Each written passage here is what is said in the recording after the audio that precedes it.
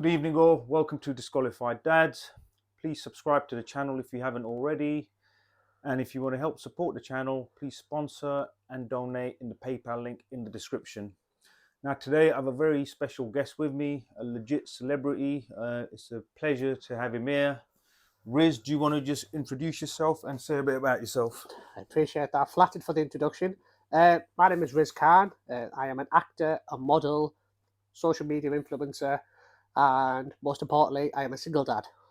That's what I am. Exactly, yeah, exactly. So Riz, do you want to just tell us about your experience of the family court and the system and potentially what you have faced or what you have gone through and what you think of it as well?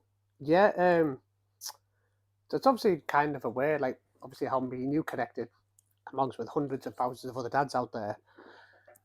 Family court, when people hear that, they kind of think it's something what's fair. So, for example, when people first break up as a couple, the cliches, oh, we'll go to court, we'll get an order put in. It's not as easy as that. Okay, so let me ask you this now, yeah? Before you went to family court then, and like I said, I had the same misconception. We knew the system was slightly biased. Everyone knows the system is biased, yeah? We knew this, yes? Yeah. But even knowing that, did you have some sense of there'll be some grown-ups there, some sensible people? Did you have that little bit of an idea that, yeah, I know it's biased, but this is law and justice? Yeah, you would like to think, again, those who do it, this is kind of the trick that family courts do. When you first go to family court, you're afraid. For those especially who haven't got any legal experience or the legal jargon, the technical terms, because it could throw people off. Lots of different jargon gets thrown out and you're like, what's that? And the thing with family court is people don't have the confidence. So when you go, you get legal representation and you think that's the correct thing to do. And then what do you always do? You listen to them. They guide you. I've said this before. Do not trust lawyers or barristers and do not go to them. So the figure is, again, you think that's the correct thing to do. And then you think, yes, I'm going to go into this room. I'm going to go into the court, which is, supposedly, which is meant to be equality. It's meant to be equal. It's meant to be down the line. Yeah, we're in England. Of course. Yeah, why wouldn't we have that? Why would it not be? Why would it not This be? is England, Exactly. 2023. Yeah, exactly. This ain't Pakistan or India. You know what I'm saying? Well, the funny thing is, like, when you actually walk in, and obviously, again, it's a terrifying experience, and you're kind of like, whoa, because you are there. And again, let's be honest with you, the most of us, when we hear anything about courts, is what we see in TV or movies. Let's be completely honest. Okay, I'm not going to lie, but Yeah. when I first entered this whole situation, yeah, people said to me, is there going to be a waiting room there and a glass and you're in the dock and you got this idea. So someone said, no, this ain't criminal court.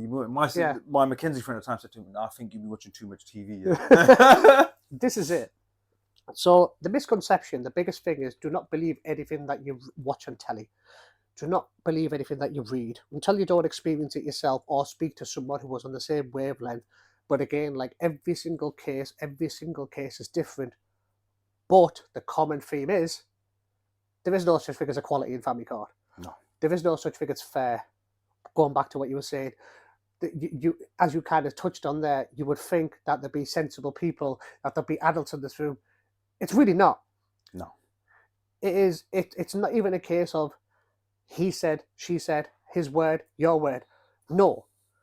As a single father, and speaking for the majority of out there, the ones obviously who have been you connected and know people as well, it is not fair. It's not. It's inadequate. It's backwards. The family court, the best way to say it is, they still believe in the fact. Remember when you watch them old movies, like the 1960s, where the man goes to work all day and he comes home and the wife's like, sit down, darling, I'll make you a cup of tea and a cup of sandwich, and I've looked after the kids, I've hoovered the house and that type of stuff. And that's what the family court judges still think, that the woman is inadequate. So therefore, by default, she gets everything and the man gets nothing. Yeah, they still treat her with this weak, sort of downtrodden woman. Yeah. That's the bottom line, isn't it? Well, yeah, like, I'm probably not using this correctly, but you always hear the term misogynist, and it's always used against the man, that the man is misogynist against the woman, and he hates it. But it's actually the other way around in court, whether it's a different jargon for it. Yeah. Misandry, yeah. Yeah, like, exactly. Men, yeah. It's the case of family courts, like, again, not every case, but it's the majority of it is, no, it's in favour of the women compared to the man, because the man, nah, he's not important. All right, okay, let me counter this for a second then, yeah? What if someone's watching now and they say, well, it's actually not about mum or dad. The family court is there for the children, the best interest of the children. Yeah. What would you say to that? Rubbish. Absolute nonsense. When we were discussing off camera earlier on, when I said, like, sometimes about fantasy, that's what people should look at family court. It's a fantasy. Yeah. Whatever you think is going to happen, think the opposite. I'd go as far as saying, look, even now, every time I talk about it, look, if I was to say to you now, yeah, we could get in my van, within 4 minutes, I'll be outside a place where my kids are potentially, but I can't see them. Yeah. But so we're talking up the road, right? How do we have a system in place, England 2023? I can't drive you up the road to meet my kid. How is that possible? This is kids that came from me and her, our kids. How can the system be built where I can't understand it? And they say it's about the children. Yeah, and this is where inequality, like, comes into play straight away. And again, I thought we lived in 2023, where we've got the feminist movements, we've got all these rights and that type of stuff, women fighting for gender pay, etc., and all this type of stuff. Again, in certain circumstances, agreed, it should be all equal and that type of stuff.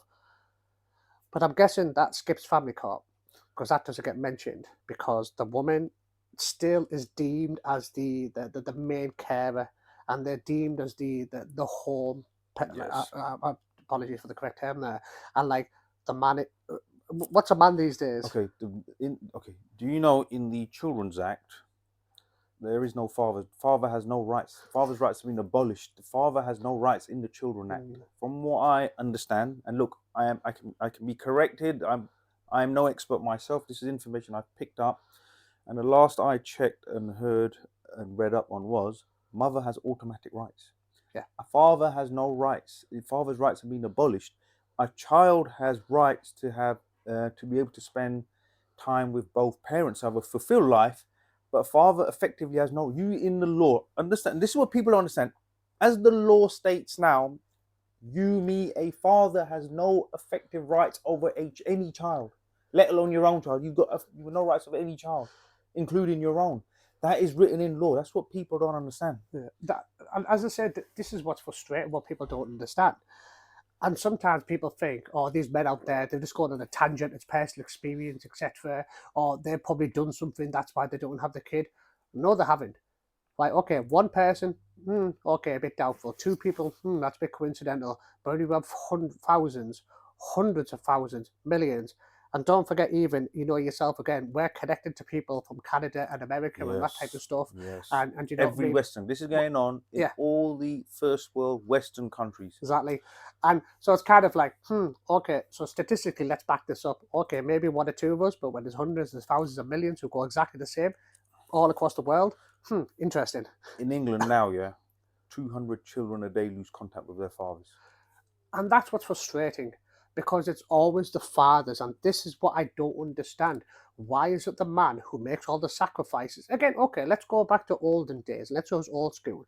So if the logic that the family courts are saying that the women are talked as the homeowners and that type of stuff, okay, so therefore back in the days, our parents' days, and that type's generational, that, okay, the man is the provider then. Okay, they're providing. So technically, the way, you can't have one without the other. Because the man is going out to work all day, he's providing for the family, providing for his kids. He's the one who's putting the clothes on the back of you, Yes. putting the back of your kids. He's the one who's putting the food on the table. Yes. So technically, in a way, if we're going by these terms, what does the woman bring to the table? Yeah, but okay, the problem with this is now again, and this is what I've said. So, father's away working, providing, right? Yeah, he sacrificed. He's not doing the nurturing, say for argument's sake, So he's busy work. I'm not being funny. Look, not everyone enjoys their job. There's some hard days out there. Some people have to do hard graft that they don't want to do, but they do it for their kids. But those moments and times they've missed out. They've lost that. And when their relationship ends, they've lost them completely. So my point is, all those men that think, because look, I was one of them. As long as I'm out grinding, I didn't see him that last night. I didn't do the drop off. I didn't do this. Doesn't matter, because I'm still fulfilling my duty. I'm providing. My main thing is they're secure, they're comfortable, and they have a good start in life. Hence, I'll make the sacrifice. It's all good, bro. You know, I'm Indian, bro. We'll do over Asians, bro. We love overtime. We'll bang out overtime. Yeah. That's the only time you can judge a Wolverhampton. Money, money, money. Yeah, overtime, kids. So you've missed out there. Relationship ends. You missed out completely. And what you just said earlier, now, yeah, that why does what you're still questioning? Why is it assumed man is not going to be? Look, it's an accepted culture that when a relationship breaks down, the man is effectively automatically going to lose contact on some level, right? Why is that an accepted? Why is that accepted in society? Or do some say why is that an accepted norm even by men? What is a breakup? Right. Let's talk about an alternative reality. Okay. Have you ever heard of a breakup where the woman was out the house? Not have you very ever often, heard of a breakup where the father gets the kid? Have you ever heard of a breakup where the woman pays the man? Very rare. I've not personally heard that many. No. I can't say, but please, by all means, put it in the comments and let him know that he'll get back to me. But what I'm trying to get at is it's the alternative reality. So when we talk about, again, is going back to what you originally said, is the family court fair? I'm just kind of giving you a prime example. It isn't. Yeah. It's not. The thing is, I can deal with the fact that the family court's unfair. I just can't deal with the fact it's absolutely loony, bro. It's absolutely. People look. Even when we're saying, I think people have some understanding that there's some sort of structure. It is absolute nuts. There's random allegations made up, balance of probability. Anything can be thrown at you at any time. Hurdles at every step that cost thousands. Mm-hmm. And the level of injustice and madness that goes on, that's the people understand. We knew it was unfair before, but we didn't know it was completely bogus. Yeah. The thing is, like, again, going back to what the gist of it, it's meant to be about the child. Okay, so let's go back to that then, yeah? Okay. So we've said, okay, look, we've said all the arguments about how it's completely loony, it's completely biased, and unfortunately it is mother's court. But the argument they're pushing is that it is meant to be on some parallel universe looking out for the best interest of the child, right? Now, with what you've seen, what you know now, can you possibly see through any of this and think maybe, just maybe, it's about the child? Maybe something. Can you see any of it? No. And the reason I can just categorically just say no without even hesitation. The thing is, the way to kind of like to make this out is you have the analogy I use. Your child is in the middle of the street. He has mum on one side and dad on the other. You are asking the child, who does he love more? That's what it's about. But the thing is, unfortunately, in family court, the judge has already pre-assumed that he or she loves mother more. Yeah. The thing is, it's ridiculous because, again, if you gather the facts, and this is unfortunately something what doesn't happen, even though there's something called fact finding. Right. You can't say facts and family court in the same sentence. Exactly. No, you're having a laugh. This is a joke. And this is what's so frustrating, and unfortunately you have to find out the hard way. But again, the child needs, and this is what's mental, the child's need, regardless of the ages and that type of stuff. So again, 4, 6, 8, 10, obviously we would like to think when they get older, but then again, it's slightly frustrating because you always hear, don't worry, when the child gets older, they'll come back to you. They won't. Yeah. Because they have had X amount of time to be gaslighted, to be brainwashed against thing. What you have to think is, this child is doing what they think is best. And you hear the stories very, very often, through mothers and, some men as well. I'm not going to women bash constantly. We're not here to do that. This is equal. No, but the facts are, just you're right, we're here to women bash. The facts in the UK are 90% of non-resident parent are fathers, meaning 90% of resident parent are mothers. That is just the fact. You can't even argue with it. It's not even a conversation. So the fathers that are doing it, you could argue, let's say from that 10%, some fathers may be doing the same acts, but it's just clarifying. We're not here to bash women, okay? It's not about that, but it's the facts. But what we're kind of getting at is, so going back onto it. So again, And this happens, and we hear these stories so much. And this is where, this is why I'm here today. And I appreciate you for giving me the time and the candor as well. And this is what more people need to do. It's about exposure. And what you're doing is, and you hear the stories when the kids get older, it's the fact that they're getting brainwashed by their mothers. And let's remember, just like us as grown adults, my mum is my world, the same as to you. Do you know what I mean? My mother means everything to me. To this day, I'm like a big child. I tell them I'm things, and I'm kind of like that. Loyalty to that. Yeah, exactly. That's what we do. So now all of a sudden you're a child and your mother is saying to you, what's it called? Your dad doesn't love you. He doesn't like you. He used to hit me. You don't want to see that, do you? And that type of stuff. We're grown ass men, right? That would hit us. Now imagine a child who is not mentally developed, right? And I don't care what anyone says, but a child is a child. They are not mentally developed to handle that emotion. Yeah, they can't. Yeah. So what they are going to do is they're going to keep their mother happy, their child, and they're going to say, okay, ma'am, if that's what it is. And you hear cases where, say, what's it called, the mother turns around and says, oh, if you don't do this, I'm going to kill myself and everything. Now imagine the pressure you're putting on that kid. Yeah, but this, okay, look, I spoke to a couple of sort of people that have studied the alienation and alienating behavior. And what they said, look, children are simple. Good person, bad person, yeah? Yeah. And they love both parents. But when they're with that one parent, especially the mother who guilt trips that child, that child feels loyal to the parent that's there. So then they love this other parent, but they're hearing this stuff about that parent, but that parent's not there. They don't want to betray the parent that they've got left because they're insecure, they're scared. Yeah. So they will align themselves with the parent that they're exposed to, and if that parent also creates this emotional dependency on the child, so people understand. Look, they can bash the dad, yeah. They can bash the parent that's not around, yeah. But when you respond with extra love, now you understand. So when you give the child extra attention and love, don't worry, mum loves you. Mum's never going to leave you. Yeah. Here, have an extra dessert. Yeah. You know what I'm saying? I'll tell you what, what's your favourite movie till late tonight? It's okay. Mum loves you, that's why. That child is getting dependent on that. Yeah, listen, look, the damage, it might not look like nothing, yeah? But the damage you're creating in that child, that dependency, that emotional dependency is you're setting a very dangerous trap. It is, and the figures, again, this is where parent alienation comes in. And this is where it's a scary thing. And as I said, unfortunately, this is what annoys me. What parents do, and again, I've discussed this quite a few times, and like what parents, do, unfortunately, when they break up and things like that, it's not about them. They want to hurt one another. And unfortunately, due to the nature that we live in social media and everything like that, mothers know now the way to hurt the other individual is to stop you from seeing the child. Yes. Someone like myself, someone like you. Our kids are our life. Like, I would give up everything in a heartbeat. Not even, like we said, discussed before, not even a question asked if I could have my boy back in my arms. Yes. I haven't seen my kid for over 2 and a bit years now, and it kills me. Yeah.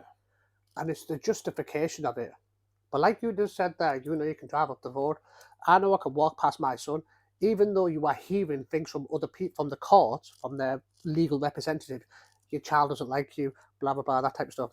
But me and you know, the child could be stood right in front of you there.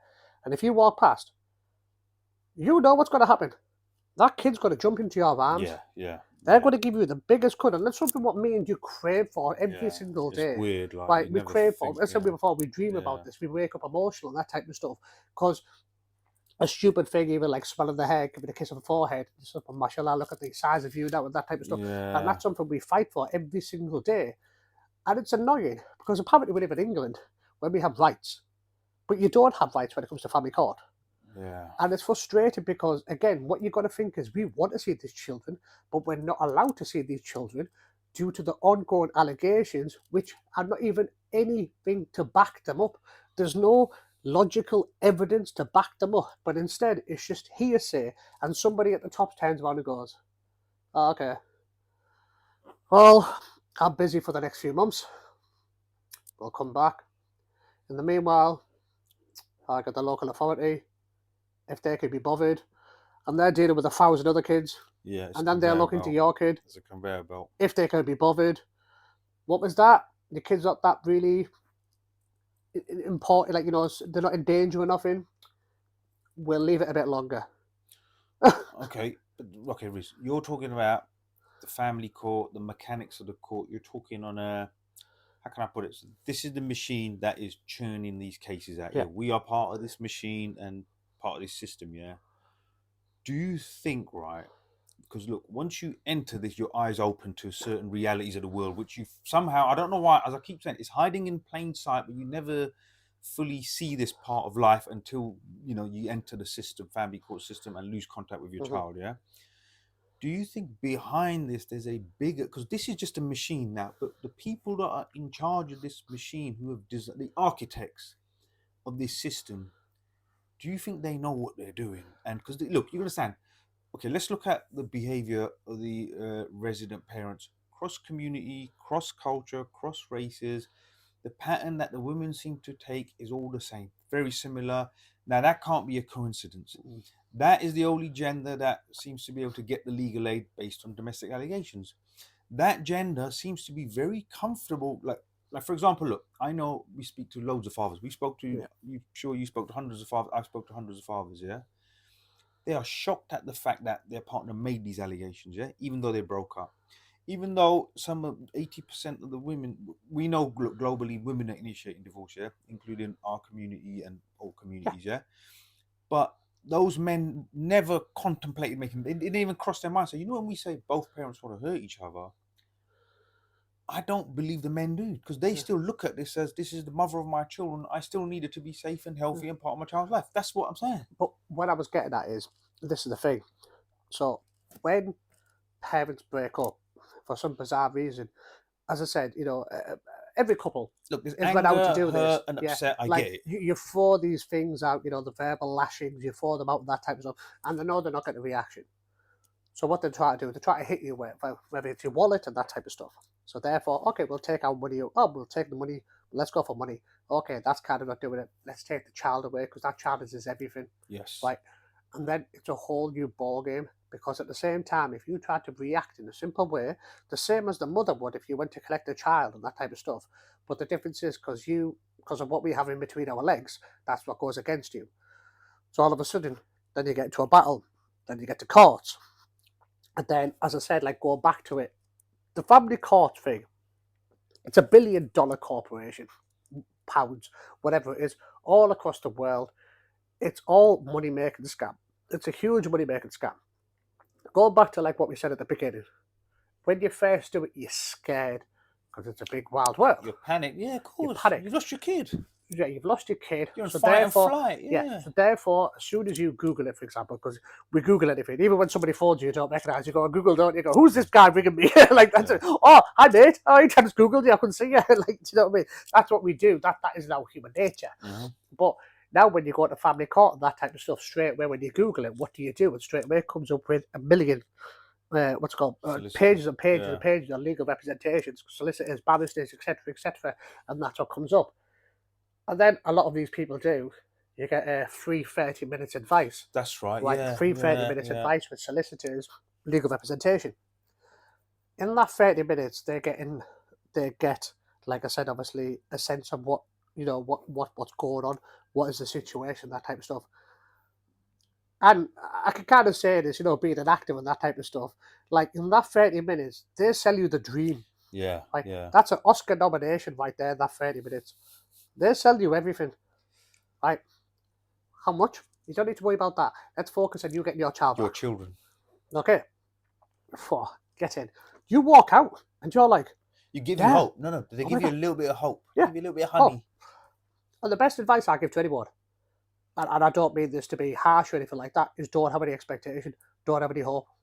Like, don't have it.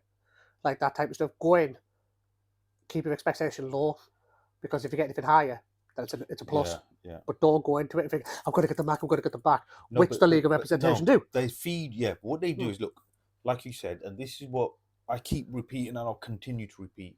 You're not seeing your kids. It may have been weeks since you've seen your kids.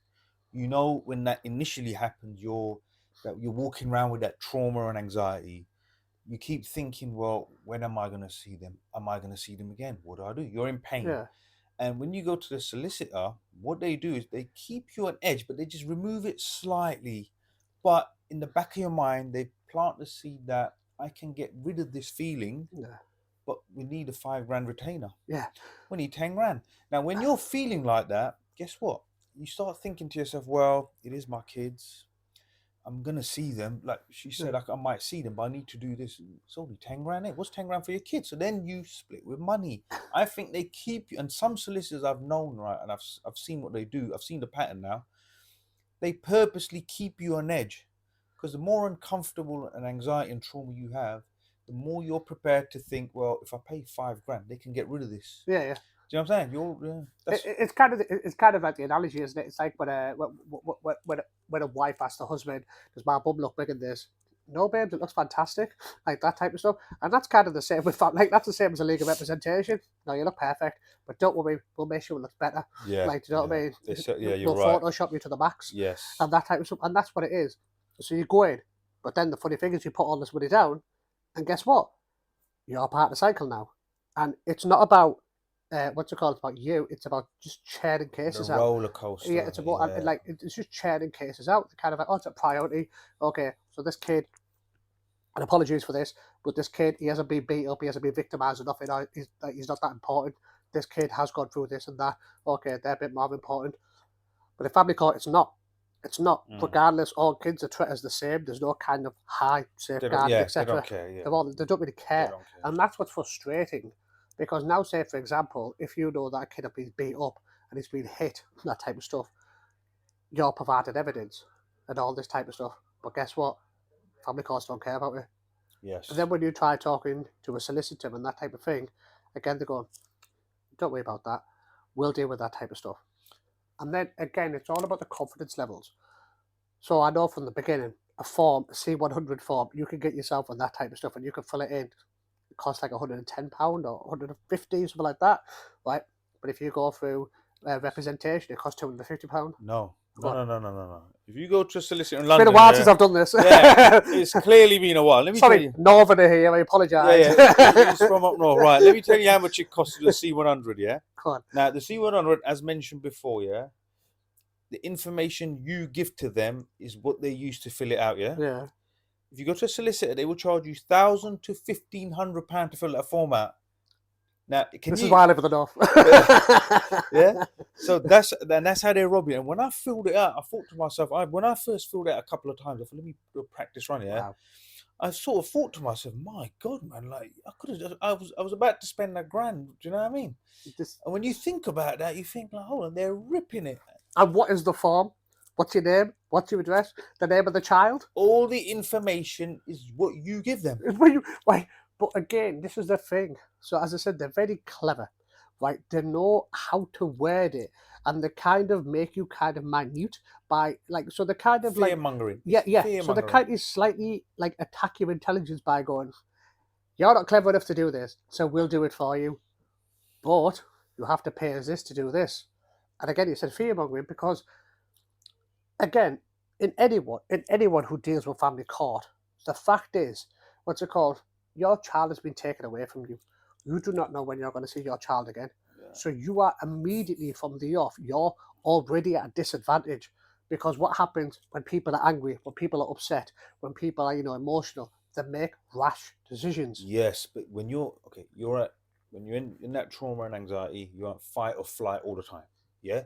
What people don't realize is, look, when you've been separated from your child for a prolonged period of time, emotionally what it does inside, unless it's happened, you can't understand, number one, yeah? When you're in that state, these people, I think that those 30 minutes that they do, the 30-minute consultation, I think it's to gauge how much wealth you have. Yeah. That's what it is. And I think they make the prices up. Yeah. I think they look at you and I think, right, he's got a reasonable income. We'll get 20, 25 out of this case before he figures out what's going on, yeah? Oh, he's got his Primark t-shirt on. Oh, we'll go for 15. Yeah. You know what I mean? Yeah, exactly. He's got a Gucci watch on. That's got a 40. Yeah. Go to that office there. Yeah. You need the big boys. Yeah, that's what it is. But they work on that. And this is what I'm saying. Every stage of the system, I've noticed, the CMS do the same. CAFCAS. They play on that flight or fight. They keep you there on the edge of trauma and sort of anxiety. And every stage you think, well, it's just another £100. Like the contact centre, for example. You can see your kid in the contact, £150 an hour. it's just another £150 now. I can see my kid. It's just another £200. Or what the DAP course? Well, I know I'm not guilty, but if I, in theory, pay £2,000, I'll see my kid. Yeah. And before you even go to court, have you tried mediation? You go to mediation. If your partner doesn't want to go to mediation, you give him £100. They give you a certificate to say you tried. You tried. Then you go to court. And that means nothing, by the way. It's irrelevant. It's like all, the mediation, they don't even care. It's all a money-making scam. It's all money-making, and this is the thing, right? This is what I'm going to employ everyone to do right now. So if you begin a family court, this is an interesting thing to turn around and do, right? I want you to make as many free half-an-hour appointments that you can, but obviously don't tell them that you've got to see other people, right? And I want you to hear how many different stories that they sell you. Yes. Right? And how they guarantee you that they're going to get your kid back. Yes. Within a certain time frame. I don't want you to look at the prices as well when you do this, but I employ everyone to get free half-an-hour appointments, get a couple sorted for the day so it's fresh, make your notes, have everything prepared, and obviously remember you've got half an hour, so don't give them a life story, always just stick with the bluntness, stick with bullet points. Yes. When you walk away, and then you go to another one, then you go to another one, they've just sold you 3 different dreams. Yes. Dreams being the word. And this is what kind of annoys me, so I did it, and that type of stuff, and I kind of like, and the representation I got at the time, and he kind of like, we sat down, we talked and that type of stuff. And it was kind of like a chilled vibe. It was totally different from the professional vibe. Okay. And like that type of stuff. And it was like, again, I've seen different scenarios. I was like, okay, I want to be able to relate to someone who gets me. He's on a level, level. Yeah. Because that's what you think. This guy's going to understand what I'm like. And I'm saying, I'm walking away and I was like, oh, man, I think I've got a wicked one. I think he's awesome. My Papa understood what I said. But I was blind. Yeah. I was blind. Because I didn't have the confidence in myself nor the belief, but also I didn't have the network behind me that I have now, like yourself, in order the confidence to do. Like, I know I could do it, which obviously I do now, and I know I could do it, but because I was scared, because again, when you go on Google and when you speak to people, straight away the first thing they do is, oh, what's it called? Yeah, get yourself a solicitor. No, you're right, Riz. This is it. And why? And this is why we're doing this. This is why Disqualified Dads is formed, is to get as much information and knowledge out there before people end up there. Now, what we'll do, look, we'll have a quick break and then we'll move on a little bit more, yeah? Definitely, man, definitely. Back in a sec. Right, we are back. Okay, Riz, look, as we are now exposing this, we're trying to get the information out there so others hopefully don't have to face what we faced and gone through what we have gone through. So let's say a father, there's someone out there, relationships just ended, they're in that first sort of 1 to 4 week period. What advice would you give them now? What to do at this stage? They're ringing around, they're calling lawyers. What would you say to them now? You would like to think in an ideal world, when you break up, you could be amicable. You think so, yeah. You would like to think so. Yeah. So, again, we're going back to this alternative reality. I quite like this alternative reality. And you break up, you're amicable. You sit down and have a conversation. You put the children's needs. Okay, we are not together anymore. Let's think of the kids. Kid. Okay. You have them this day, I have them this day. If you can't have them this day, I'll have them this day. Okay. Let's work together. That's what you would love to happen. Okay, so ideally, if you can get to someone sensible, a 100%. sensible party on either side to just make arrangements for that child. You can hate each other, it's fine. Yeah. But if 2 sensible people from either side can get together and make arrangements for that child or communicate, that would be the best case scenario. I would always say that, and again, when I've spoken to people and that type of stuff, the best thing, look, a breakup. This is it's human nature, whatever particular reason. So I kind of go like somebody told me, for example, and you hear this is like she had an affair, and the guy woke up one day and he got a message that what's it called, this girl was pregnant, and turned on and saying like your wife is having an affair, so and so, and that type of stuff. Okay, right. So obviously initial reaction. Whoa, bloody yeah! Listen, that's quite heavy. Yeah. So honestly, but like when I seen it, I was like, whoa, what is going on? But again, no one's ever going to admit that. Why would they want to admit the truth? It's always denial. No, I didn't do this. I want to do this. Okay, whatever. Okay, there's a high okay, that is quite an extreme situation. Yeah, there's a lot of pain, a lot of anger, a lot of resentment, and that is like a worst type of situation anyone can find themselves in. Yeah. Well, yeah. When the individual spoke to me, and again, as I said, I was just perplexed because I was kind of like, so what was that? So you're married, you've got a kid, that type of stuff, and she's having an affair, and apparently it's numerous, and that type of stuff. Okay, how did you find out? So the person she was having an affair with, the girl was 26 weeks pregnant, and said that your wife is having an affair with my fiance, and like, you know, blah blah. They've been messaging each other for a while. I've got screenshots of the conversation and this type of stuff. So it's not like you can even deny it. It's not like you can even deny it. Yeah, flipping heck. So the thing is, as you can imagine, this is your boyfriend, girlfriend, wife, husband. Yeah. Most importantly, this is the person who you want to have your happily ever after with, Your soulmate. right? Your soulmate. But this is also the mother of your child. Right.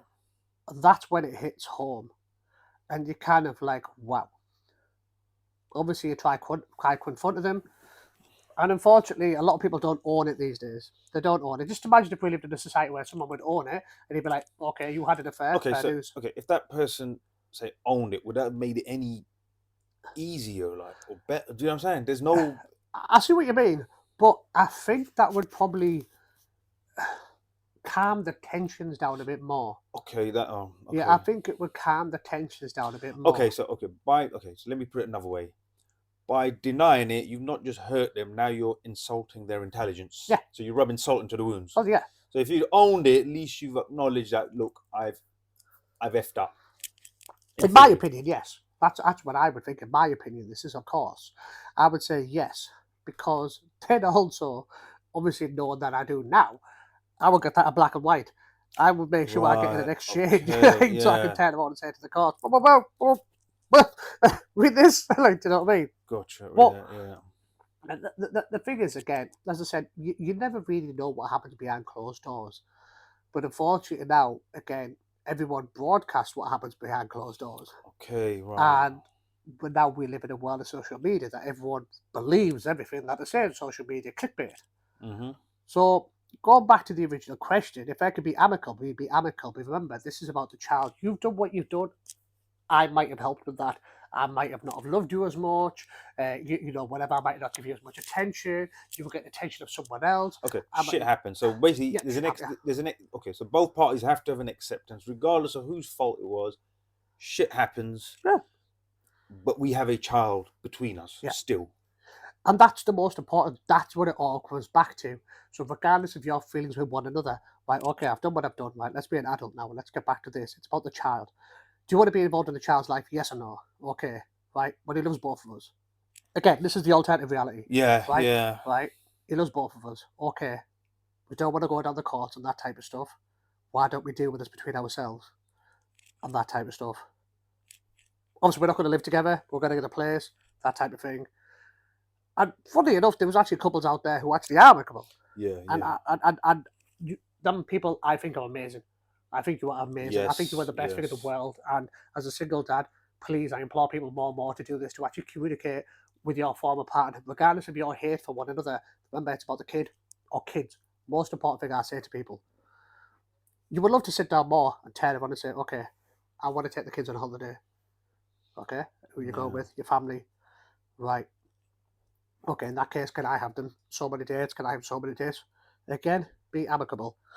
But the thing is, this is where, again, like, the men need to kind of own it a bit more, because sometimes the man can be kind of naive and expect when they break up with someone and they kind of don't bother about the kids at times because they kind of prioritize work or they prioritize something else. So sometimes this is where the man needs to kind of hold responsibility, because, you know, it's easy to turn around and say, I want the kids. But then say, for example, the mother's turn around and say, oh, can you have the kids this day, that day, that day? But it comes to a point sometimes where the father keeps saying no, no, no. I've heard this, unfortunately. Okay. I don't have time. I don't have time and respect for that person. But at the end of the day, your child is your everything. You should turn your whole entire table to see your children, again, within reason. Let's remember, again, you're not in the house anymore because the woman gets the house, right? Yes. Now all of a sudden you're having to pay, what's it called, CMS. for this house. Yes, and Like, yeah. I still hear of people who broke it up and being accused of everything under the sun, but the woman is still okay for the man to pay, which I always find baffling. Hang on a minute, you don't live in the house anymore, but he's still paying for your house.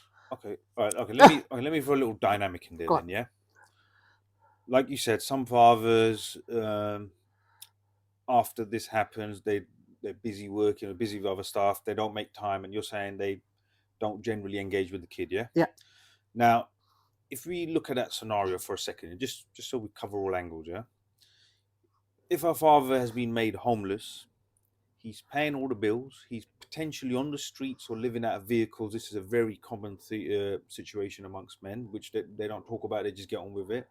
They're potentially sofa surfing, and maybe even sleeping at work if they do night shift. They're just getting by, yeah. Paying the bills. You got CMS on your case, which people don't realize. They have the calculation based on your salary pre-tax. They can hound you and haunt you, and they have a lot of And the most powers. important thing, pre-tax. Yes, pre-tax, and they've, by the way, you know that bill with the driving license, passport, electronic tag, and prison. They've got the powers now. They can do it directly. They don't even need to take you in front of a judge. CMS has got those powers. That bill has been passed. So now father's got all of that going on. He's got potentially, say, the pain of the breakup of the relationship, and then there's a pain of that loss of contact that you're not living with your child or with your child. And in that state, though, maybe on some level I can understand that when you're in emotional turmoil, it causes mental turmoil. Yeah. In that state, a father then sometimes he gets disheartened. Like, so can you understand maybe why some fathers just give up? So when they say don't see their kid, they've given up inside. Yeah. But again, I totally agree. Obviously, we talked about this off camera previously, and yes, I agree. But I think more the scenario that I'm kind of getting at is some people think, okay, they broke up. I'm not seeing the kids. I don't care anymore. Yeah, I can't personally understand that. That's what I'm getting. You know, Again, I'm not just saying everyone. I'm just talking about personal experiences of people who I've known. who've done that. The So men who have done that. Yeah. So, for example, like there was somebody who I knew, a friend of a friend, who were out once. We were at a restaurant, and then he turned up, and we were like, "No, mate, you all right? What time do you call this?" He goes, "Oh, don't. I've been on a weekend bender, and then she's been arguing with me. She being the kid's mother, 4 or 5 kids ago. I don't know. I can't remember. Anyways, and then I was like, "Oh, okay." And he was like, okay, I don't get you. He was like, "Oh, I was meant to have the kids with her last night, but I ended up going out and that type of stuff." Yeah, that's. So I was like, yeah. so again, the people I was with, they knew straight away I was going to say something, and they were like, "Riz, shut up." And I went, "Hang on a minute. Let me get this right. You're allowed to see the kids. You're allowed to see them, but you've been out getting wasted, doing drugs, and getting drunk and that type of stuff." Yeah, Right? listen, Okay. yeah. I'm failing to see what's wrong. Yeah. So she's kind of doing good by not letting you see the kids because you've just wasted it. When I was like, "Do you know what? Get out my face. Get out my face." Yeah, it's Known sad. for the fact that you got someone like myself and other people who are going through it. Mate. You're get given the opportunity by someone who was actually willing to be amicable, a good mother, to let you see the children. But you're throwing it away. See, but this is what I don't get. Okay, the first podcast I ever did was with this lady called Christina. So shout out to Christina, yeah. Now you know what Christina did. She took her ex to court. She filed a C-100 and took him to court and forced him to have consistent contact. The judge said this is the only case I've ever heard where someone has filed a woman has filed a C-100 to ensure kids have consistent contact, because he kept having broken contact. Kids as daddy come in, she used to chase him and hound him. She thought, I'm not having this. The kids are missing out. They need to have consistent contact. So when they went to court, the judge looked at her and said, sorry, why are we here again? You're forcing him to have contact. She was like, yes. And then she was arguing, saying, no, courts don't support mothers who want to give contact.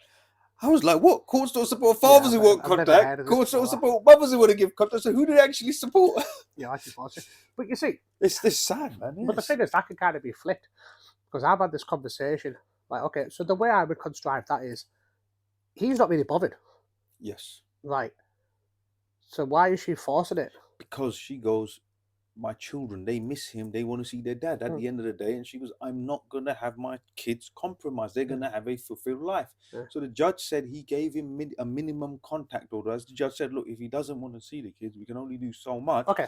But instead of him saying, for example, I'm going to have him this weekend. Kids, your dad's coming this weekend. He doesn't turn up. Kids are like, Mummy, where's dad? Yeah, I've heard about this, unfortunately. 2-3 weeks go by. Then he might take him for half a day. Then he says, I'm busy working. She's saying, no. Consistent contact, and she has forced it because the bottom line is, she's saying, my kids are missing out on a relationship with their other parent, period. She goes, I don't care whether he wants to or not, he has to, because I'm not going to have my kids missing out, period. Which you could argue on some level, she's put her kids first. Right, that there is a fantastic scenario, because again, she's actually thought the kids, and that's a very rare thing what people do. Rare. Right, very rare. and tip my hat off to you. And like that is fantastic because again, that's what I love. So there you go. Now, if that fails, right, nobody could judge that person, right? Some dads will probably still judge you for some bizarre reason, but as people who have I'm got, not gonna knock. yeah, We're not no, but women that's what I'm saying. bashing. But Yeah, again, some people might, but obviously they like some being here. I have But had people knock her. yeah, which baffles me because she is good, like above and beyond, I'll tell you right? what. I'll tell you what. The problem with, unfortunately, some fathers are so hurt and damaged. You know what one father said to me? Oh, we have to. How did he say it? She goes, yeah, but she's probably playing games by giving him contact because she's probably using it to her advantage. We can't trust her. I said, yeah. I said, and I said to her, I wish my ex played that Yeah, same game with me. yeah. Hey, Why does she play that game? if I was watching Tech Notes, Do you know what I mean? it's called. But do you see what I'm saying? How can you turn Yeah, that around at the end of the day? this is what I mean. So there you go. Like this is one of them odd scenarios, and it's fantastic to hear. But as I said, but also how pathetic is that? The fact that like you're having to force to see your own children, and that's what frustrates me. Yeah. Like you are getting given something. Like children, are the most precious things in the world. It's the children, but what people don't realize until you lose them, you realize. Look, before you lost contact with your child, yeah, you just had this assumption that it's your child. It's always going to be there. You're never not going to see him because Yeah. it's your child. Hence, because it's always there, you do love them, but you don't realize how precious that bond is. So you're still busy with work and this and there's other things in your life that still take priority. But when you strip everything away in life, yeah, that's the only living legacy you're going to leave behind. Sometimes, unfortunately, like people take liberties, and like, do you know what I mean? Like we had this conversation earlier on, and like someone like myself, and like one of the best feelings in the world for me is like obviously my alarm would go off, and I would get ready. I would get showered in the morning first, and that type of stuff. Then I would go in my little boy's room, and I used to always like because my hair used to still be a bit wet, and I used to like wipe on his head. I used to like hide under the bed, and, and like I'll do it again. You were like, Dad, and then obviously it was like he was topless, and I used to put it in his tummy, and all like, and he was a little chuckle, and which to this day, like it's something it's so small, but you remember that, innit? Yeah, and like it's something to this day, which is something I still crave for. And you know what I mean? But the fact is, again, getting him ready in the morning, doing his hair and things like that, yeah. baking a bit of breakfast, things like this, taking it to school, and then just watching him, just walk. I used to do it all the time. I said, I used to let him go on the playground and that type of stuff, and I used to watch him like go like the school, and then obviously he's got his backpack on. And for some bizarre reason, I don't know why kids always have a backpack which is 5 times bigger than them, but it's always quite cute. Do you know what I mean? And I used to watch as he went in the distance, and I used to be like, mashallah, like wow. Yeah. Like, do you know what I mean? Like I'll walk back and like, you've got like a little TV in your eye, and it's mad because like you take things like that for granted. Yeah. But now, like 2 and a bit years later, like it's a distant memory. It's a distant memory, and that's something like, do you know what I mean? Like I wake up and like in sweats, and I'm bothered and I'm upset and I'm crying. I'm thinking, yeah. Do you know what I miss that? Like when he used to finish, he used to see me and he used to run and he used to give me a big cuddle and that type of stuff. Like, Babs, I said, you get big now and that type of stuff. He's like, yeah, but you've got muscles, Dad. You can pick me up. I'm like, fair point. Yeah. And I was like, as long as Daddy's got muscles, I'll always try to pick you up. Extra dessert, extra chocolate. Yeah. I love you. All right, you can play PlayStation a bit longer tonight. Like that type of stuff. And again, it's the little things. But as I said, it's frustrating, unfortunately. And I go back to what we were kind of discussing. It's unfortunately like awful. Like that's the thing. It's little things like this that parents don't see because they're more bothered about hurting one another. And this is the thing: what you should do in an ideal world, about the rubbish, the dynamics of the woman's court, as it were, mother's court, is like sit down, okay, regardless, or if not, get someone, middle person. I wouldn't even say mediation. Don't go for the mediation. Someone from either side. Yeah, someone sensible. You would like to think so. Take out the emotional rubbish in between each other. He done this, she done that. No, put the kids first. You will love this. Try to do a bit of a schedule. And by the way, there's a million schedules that are online at the moment, which you propose when you self-represent, when you've got a family court. Mm-hmm. If you need the website, I can pass it on, we can put it in the links and that type of stuff. There's lots of different ideas, lots of different things, and it's equality, it's fair to both parents. But again, common sense prevails. If you're working that type of stuff, I can't have you. But guess what? We live in a society where we have modern technology. There's a mobile phone. Mm-hmm. You can video call people 2 times. Yes. Kids are probably more advanced than we are these days. My little boy used to do things. I'm like, what are you doing? He's teaching you. I'm like, what? No idea. He's like, Dad, I'll put it on your phone. And that's like, what you put? I was like, oh, Babs, do whatever you want. And this is it, as I said. But no, unfortunately, what happens now, you've got these kind of moving on. You've got what happens is when people break up and people add their own experiences to their experience. What's that? You broke up. Okay. Have you gone through child maintenance? Yeah. Right. I'm going to say it. You've got that bitch best friend. Yeah, I hate yeah, to it say is. it. That give them bad advice. Yeah, I think women bad give advice. other women bad. I genuinely believe the worst people in the world. Like, it's again was it a scorned woman? Like yeah, that type of stuff, you know, hell have no fury, as it were. yeah. And it's ridiculous because that's what happened. And that's what I would say. Shut up. Don't take everyone's advice. Use your own judgment. That's what you should do. Because I say this, look, so let's say woman, a mother goes to another woman or a mother who's got her house in order and tax, she's got her kids, and then she starts giving her this advice, but do this and get the upper hand and get the house and do all of this. Because at the end of the day, all those around her giving her advice, it's not their kids, is it, that are getting damaged? Yeah. Because the kids are taking damage regardless, yeah. And those giving her bad advice, it ain't their kids at the end of the day. And let's face facts, the woman she's taking advice of, she's a parent who passes her kids off to the dads on a weekend, and she goes out and gets drugs, does drugs and that type of stuff, bring a random men to a house on a weekend. That's the person that you want to take advice from. Yeah. Really? Yeah. No. What you should, but this is unfortunate what happens. It's Then they bad. turned around and said, did he lay a finger on you? Did he lay a finger on you? Yeah. And then they're like, yeah, all right. You do know you can get free legal aid, don't you? But that's women's aid. Listen, women. But okay, look, we say this now. Well, okay. I'm going to give you a story in a second go about on. women's aid, right? But I'm going to give you a story about women's aid short while, which again, I think you've heard from your start, your stories as well. But what I'm getting at is, again, this is what I'm saying. It's bad advice. Men get it as well. Like, turn around, do this, take it a call, get this solicitor, get that No, solicitor. but okay, look. Before we say that, though, the thing is this: most men seem to. Okay, we'll touch on this. Yeah, they find themselves in this situation. They're lost. They ain't seen their kids. Next thing, they're hit with these allegations, this and that. They are forced to fight. They never initiate.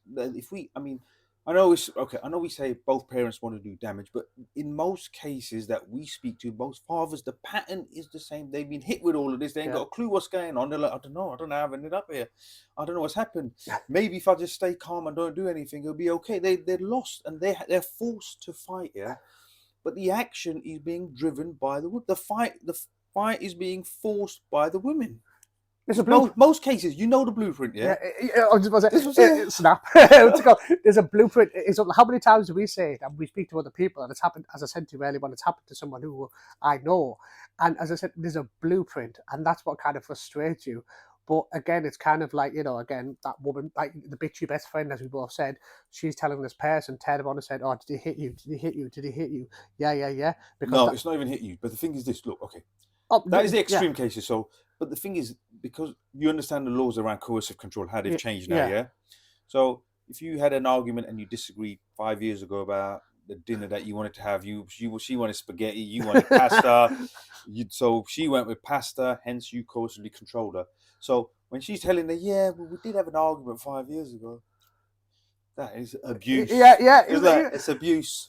This is it. Like, and this is it. Is he Muslim? Yeah, they're all abusers. Well, yeah, and again, race does play a humongous part in family court, and it does. I don't care who you are, it does. And the thing is, and this is it. As I said, again, it's a blueprint, and that's what's crazy for those who are in the system and fighting to see their kids and that type of stuff. They know exactly what we're talking about. They know exactly, and that's something how me and you built up a rapport, because we were like, did this happen? Did this happen? Yeah. Did this happen? Yeah. Oh my God. There we go. Like, we should start. We should start. What's it called? Selling this. Did your ex know my ex? We got a friend called Karen in the middle. That's what it is. And she passed it on. She's the mediator. She works for Women's Aid. Right. But going on to that now, and this is the thing. And as I said, so again, when you hear this type of stuff, and again, when you first deal with family courts, you're scared, blah blah blah, and then all of a sudden. And what always makes me laugh is, again, so you've been with this person for 10 years, 14 years, 6 years, 7 years, and that type of stuff. Never an argument, nothing at all. You were married, you had a house together, you had a mortgage together, anything like that. Everything was fine. Sex life was fine, whatever, physical, mental, money, finances, everything was fine. But then all of a sudden, when it gets to family court, you were the worst thing ever. It's a monster. You are a monster. Hang on a minute. This is the same monster who went on holidays with you and looked after your kid whilst you went out and about. You're a danger to your kids. You're a danger to your kids. But even Yeah. though the past 7 years beforehand you've never been. But you, like, she used to tag you in on Instagram and Facebook. Hashtag best dad in the world. Hashtag we love you. Hashtag like we miss you. And that type of stuff. And you kind of like, huh? Yeah. And now all of a sudden, you're the worst thing ever. Oh yeah, I read on one molestation order. I read it was like I was scared that he was gonna come. He was gonna kill me. Then he was gonna go to school, get the kids, and kill them. After living with them their whole life, out of the blue, one day he became a killer. You know what I mean, it's just. And this is it, as I said, and like it's angry and upsetting because again, at one time, if you were with them, that is, like at one time you loved this individual. Yes. You know, there was an attachment, you know, regards to the children. There was some the love. Kids come afterwards. Yeah, there was. Yeah. And now all of a sudden you're in the same room and you're sat like, you know, left and right of each of them and that type of stuff. And this individual is talking like that about you. It hits you. It's hard, yeah. It's very hard. It's shocking. I think people don't realise okay, let me put it another way, yeah. When we say this, it sounds like nothing, like someone's placed allegations. It sounds like nothing, doesn't it?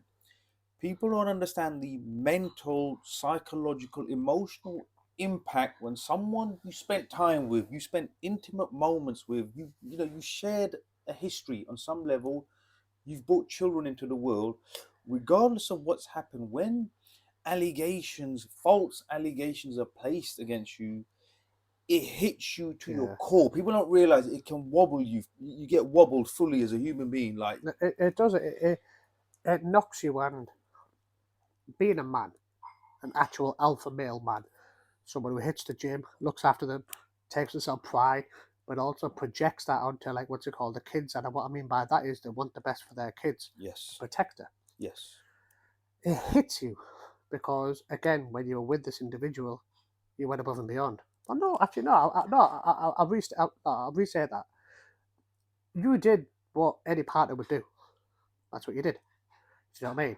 And again, you were a loving father, loving husband, etc. But now all of a sudden, when you're sat in family court, and family courts as well are probably the most personal things in the world. Yes. So you have the judge, then there's a table, then there's like the other party, their representation, your representation. So you're just on like one table. Yeah, it's one you're table. not that far or away. If you didn't have representation, you're quite close by. Yeah, you're there. You're all in the same room. You're right there, and that's what's crazy because again, you're hearing this person who you once upon a time loved and had feelings for, who is saying everything like under the sun about you, and you're kind of like, oh wow. And sometimes you kind of want to say, oh, really, like what nonsense is this? What nonsense? And all you have to kind of do is just, again, obviously social media, everyone broadcasts everything on social media.